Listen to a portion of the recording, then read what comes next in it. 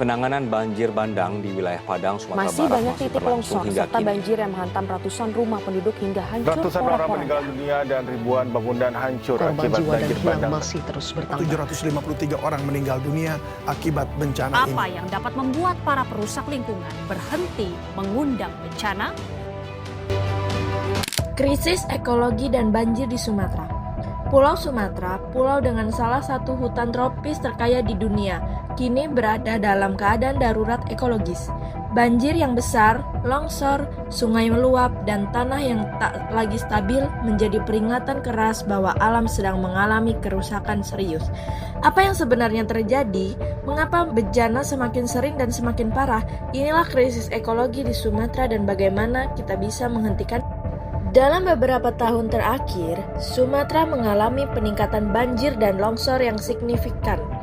Curah hujan ekstrim menjadi pemicu, namun masalah utamanya jauh lebih dalam.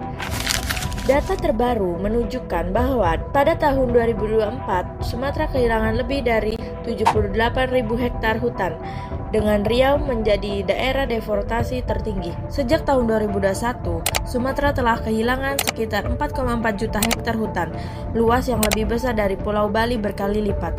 Ketika hutan hilang, sistem penyangga alam ikut runtuh, tanah kehilangan daya serap air, sungai kehilangan kestabilan aliran, dan akhirnya banjir menjadi bencana rutin yang menghantam masyarakat.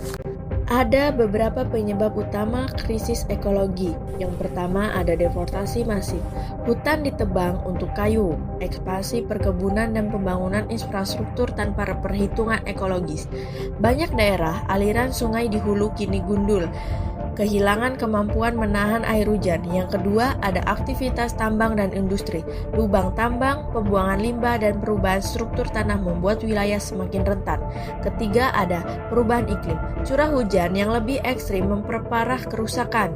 Ketika tanah tidak lagi dilindungi hutan, hujan deras berubah menjadi aliran air yang menghancurkan apapun yang ada di depannya. Yang keempat ada rusaknya ekosistem sungai. Sedimentasi akibat erosi membuat sungai dangkal. Saat hujan tiba, sungai tak mampu menampung debit air. Inilah penyebab banjir yang semakin mudah terjadi bahkan pada wilayah yang dulunya aman. Dampak krisis ekologi ini sangat besar, tidak hanya bagi alam tetapi bagi manusia dan hewan lainnya. Pertama, dampak lingkungan.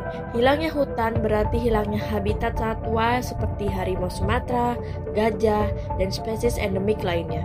Tanah menjadi rapuh, air tanah menurun, dan sungai tercemar. Yang kedua, ada dampak sosial.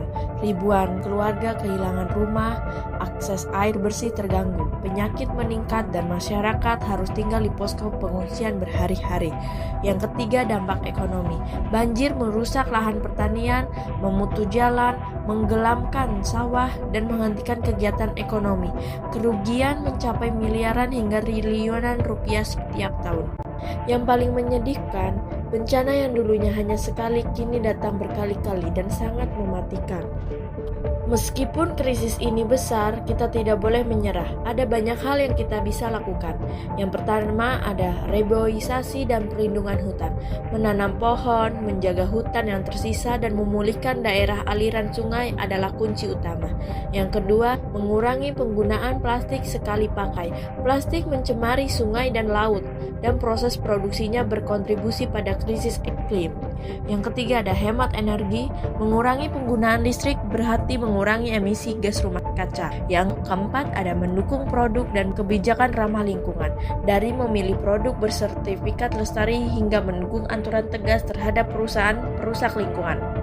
Yang kelima, menjadi agen perubahan. Sosialisasi, edukasi, dan menyebarkan kesadaran adalah kekuatan nyata untuk menggerakkan lebih banyak orang. Karena menjaga lingkungan bukan hanya soal mencintai alam, tetapi menjaga masa depan kita sendiri. Krisis ekologi adalah tanda bahwa alam sedang mengingatkan kita.